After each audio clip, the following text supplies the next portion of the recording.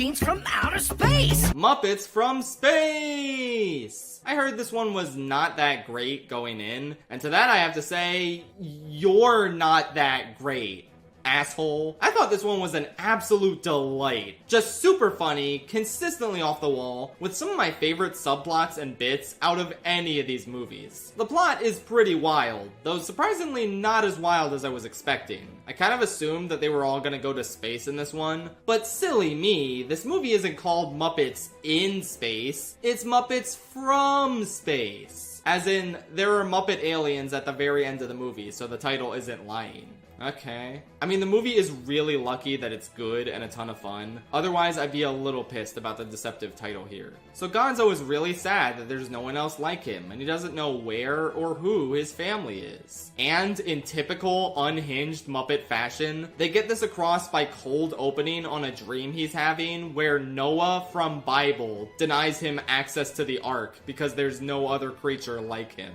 You are seriously missing out if you've never seen these movies. Oh my god, where have they been all my life? Anyway though, Gonzo gets a message in his breakfast cereal that the aliens are coming. So he kinda goes insane and gains a cult following, but he also gains the attention of evil alien hunting General Jeffrey Tambor, who as expected gives an extremely funny performance as the villain, and really fits the general tone of a Muppet movie insanely well. Pretty sure this guy's a war criminal now, but even if he is a bad person, the performance is funny. There's always money in the banana stands, Gonzo! So Gonzo gets kidnapped and he's about to be experimented on, meaning the gang has to break into this government facility in order to rescue him. Rizzo makes friends in prison. Gonzo talks to a sandwich at one point. Miss Piggy gets into a karate fight with this one agent and then kicks him in the balls and he pogs. Do I even need to elaborate on why I like this movie? I could just list off the gags and you'll probably get it. I really don't know why this one has such an icy reception compared to the other ones. I personally like my Muppet movies when they're as wacky and off the wall as possible.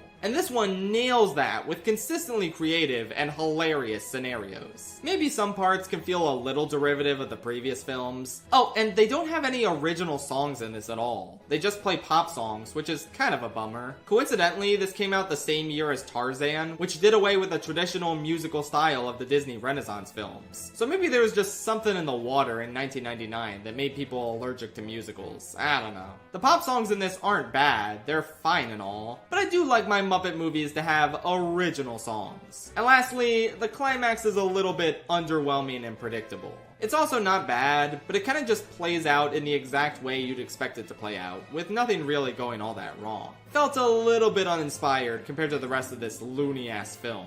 Oh well, despite a couple of hiccups, I had a blast with this one. It's such a great time. Man, this Tim Hill guy really knows how to make good movies. Let me check out some of his other films.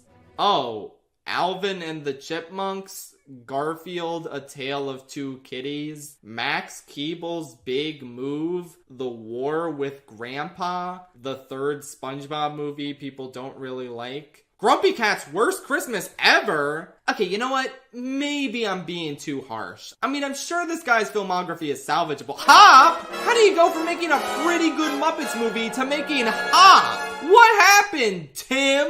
Maybe he got his brain lobotomized like they were gonna do to Gonzo in this movie. Yeah, I guess that makes sense.